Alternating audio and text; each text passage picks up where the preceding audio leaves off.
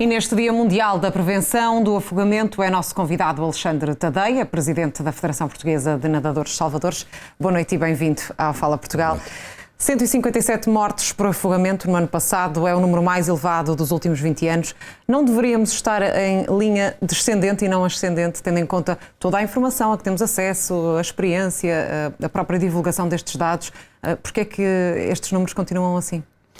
Claramente devíamos estar no sentido totalmente oposto ao que estamos. A realidade é que a grande conclusão que se pode chegar com estes números é que os portugueses têm muito fraca conhecimento da segurança aquática. Mas é muito claro, se nós olharmos para o nosso percurso de escolaridade mínima obrigatória, percebemos que em 12 anos de escolaridade apenas existem 2 páginas no manual do 3º ano que aborda a temática da segurança aquática. Portanto, os portugueses não sabem olhar para a água e reconhecer os perigos, não sabem depois quais as estratégias para minimizar os riscos, não conhecem as regras de segurança, quem as conhece não as valoriza e, portanto, tudo isto faz de nós um pouco aliterados naquilo que é a segurança aquática, o conhecimento do meio aquático. E se o Estado não nos dá essa formação, devemos nós, enquanto cidadãos, procurá-la? De que forma é que isso pode ser feito? Claro que sim, mas é uma questão cultural. Se não nos passaram esta cultura de segurança, obviamente que ninguém a vai procurar. E é com isto que nós convivemos todos os anos em Portugal, infelizmente, quem está na prevenção do afogamento, com esta grande barreira que é a vontade dos portugueses, de facto, serem muito reativos e muito pouco preventivos quando acontece algo, sim senhor, trancas à porta, mas enquanto não acontece nada, há uma completa abstinência daquilo que é o seguir as regras de segurança.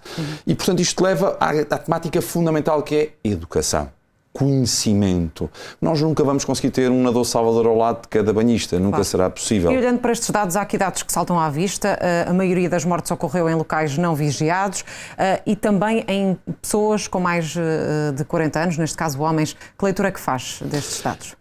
Olhando para factos, porque depois vem a segunda questão, que é o porquê, e o porquê, infelizmente, em Portugal nós temos estudos científicos que nos possam dizer isto, mas claramente podemos dizer que há 2 faixas etárias muito problemáticas, os mais de 40 anos e os menos de 25 anos, aqui que estão os grandes problemas nesta área em Portugal. A grande maioria são homens, mas há aqui um dado que é muito importante: os portugueses morrem durante todo o ano e muito mais no interior do que no litoral. É muito mais durante a altura que não é de verão, correto?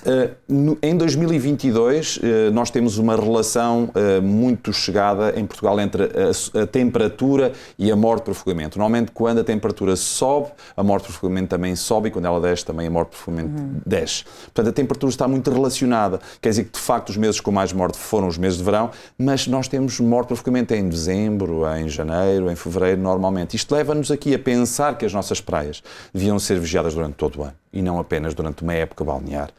Que deveria existir aqui uma outra forma de olhar para a educação dos portugueses da segurança aquática e que devíamos, por exemplo, também, que é na área que mais nos toca, na área dos nadadores salvadores também, captar mais profissionais para o vosso setor. E como é que isso pode ser feito? E de forma célere, uma vez que é um problema que parece crónico.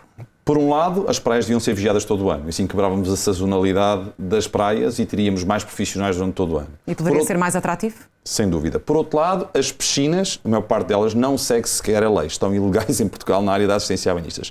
Por outro lado, incentivos. Temos que criar incentivos para aqueles que normalmente são os nadadores salvadores, que são estudantes. Há que criar incentivos que lhes dê benefícios nas propinas, que lhes dê benefícios, por exemplo, isenção de IRS para não ter impacto nas bolsas de estudo, mas também fazer das associações de nadadores salvadores tal como aquilo que são as corporações de bombeiros. Portanto, dando-nos aqui apoio, fazendo com que cada uma tenha uma área de jurisdição e que trabalhe de forma positiva. E deixando de ser os concessionários a ter que custear tudo o que isto que é prevenção. Porque eu gostava de deixar esta frase, que é dizer-vos que estas pessoas, e nós dizemos que as pessoas não são números, mas estes números que nós hoje apresentamos são de pessoas. Claro. Pessoas que podiam ser da nossa família. Colocar uma última questão para terminar, porque o Ministro da Administração Interna disse ontem que iria haver um reforço de vigilância nas praias, agora na Semana da Jornada Mundial da Juventude. Tem conhecimento disso? Foram contactados? A Federação não recebeu qualquer contacto sobre isso. Aliás, tenho muita curiosidade em perceber como é que o Sr. Ministro diz isto, não havendo uma enorme falta de nadadores salvadores em Portugal. Certamente o reforço não será com nadadores salvadores. Eu li uma notícia há pouco que falava em PSP, GNR, Autoridade Marítima, portanto certamente será